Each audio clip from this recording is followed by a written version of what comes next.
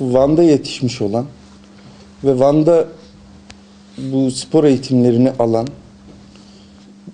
genç arkadaşlarımızın Türkiye ve Avrupa'da elde ettiği başarılardan dolayı bir kahvaltı ikramımız oldu arkadaşlara.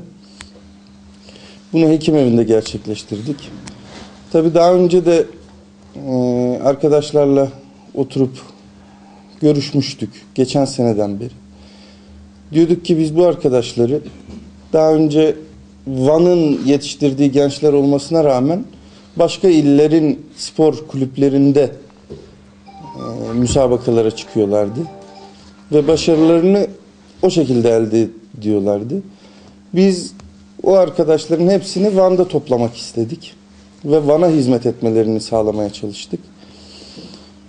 Ve şu anda da bu arkadaşlar yeni Van Sağlık Spor'un sporcuları olarak Türkiye'de ve dünyada çeşitli müsabakalara katılıyorlar.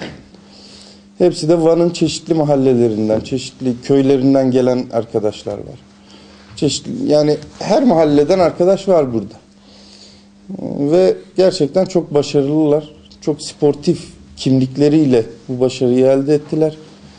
Biz de Van'da o arkadaşlara destek veriyoruz. Buradaki gençlerin hepsine. Onlardan da tabii söz istiyoruz.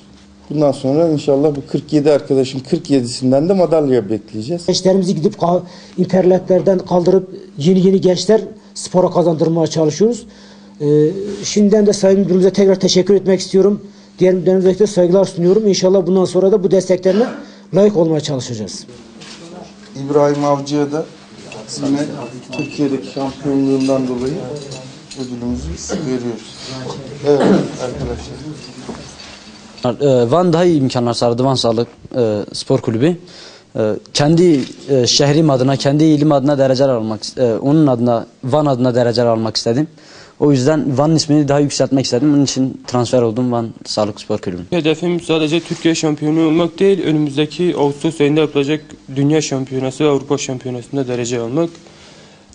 Van Sağlık Sporu adına dövüştüğüm için çok memnunum ve sağlık müdürümüze de buradan çok teşekkür ediyorum. Spor yapıyorum. Birçok yerde derecelerim var. 2 ay önce Erzurum'da yapılan Türkiye şampiyonluğunda Türkiye üçüncüsü oldum. Daha önce de birçok yerde işte demin belirttiğim gibi derecelerim var. İnşallah daha iyi yerlere gelip Van'ımızın adını daha güzel bir yerlere taşıyacağız. İbrahim Avcı 6 senedir bu sporu yapıyorum. 2009-2011 senelerinde Türkiye şampiyonu oldum. 2011 yılında ilimi, ülkemi Avrupa Şampiyonası'nda en iyi şekilde temsil ettim. Milli sporcu oldum burada. Bir ay önce düzenlenen Yıldızlar Türkiye Boks Şampiyonası'nda 54 kiloda Türkiye üçüncüsü oldum. Değerli müdürümüz, sağlık müdürümüz ve Ayhan Öz Hüseyin Tekin antrenöre çok teşekkür ediyorum. Sağ olun. Boks branşı şu anda Van'da 1. sırada. Hem bünyemizde 80 civarında faal olan sporcu, 10 tane milli sporcu, 40 tane Türkiye şampiyonu sporcularımız bulunmaktadır.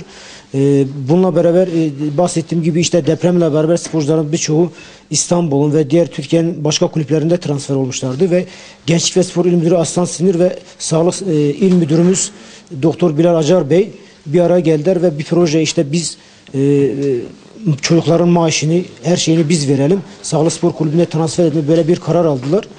Biz de bu proje kapsamında sporcularımızı Fenerbahçe'den ve diğer kulüplerden Van Sağlık Spor Kulübü'ne transfer ettiler. Çalışmalarımızı Gençlik Spor İl ve Ferdi Sporlar Merkezi'nde yapıyoruz. En son yapılan Yıldızlar Büyükler Türkiye Şampiyonası'nda Türkiye'de yaklaşık 600 kulübün katıldığı Türkiye Şampiyonası'nda 3 tane sporcumuz yarı final oynadı. Hepsi gençler kategorisinde olmasına rağmen büyük bir başarı elde ettiler. Kalitelerini orada bir kez daha ortaya koydular. 3 tane yarı final oynamak gerçekten büyüklerde çok büyük bir başarıdır. Ondan sonra da İzmir'de yapılan Yıldızlar Türkiye Boks Şampiyonası'nda ise sporcularımızdan Ergün Demir Türkiye şampiyonu, İbrahim Avcı ise Türkiye üçüncüsü oldu. Bu da tabii ki başarımızı bir kez daha katladı ve bununla beraber bugün işte Sayın Müdürümüz çocuklarımızda bir ödülü oldu. Bu ödülün devamlı başta tabii Sayın Valimiz de çağıracaklarmış.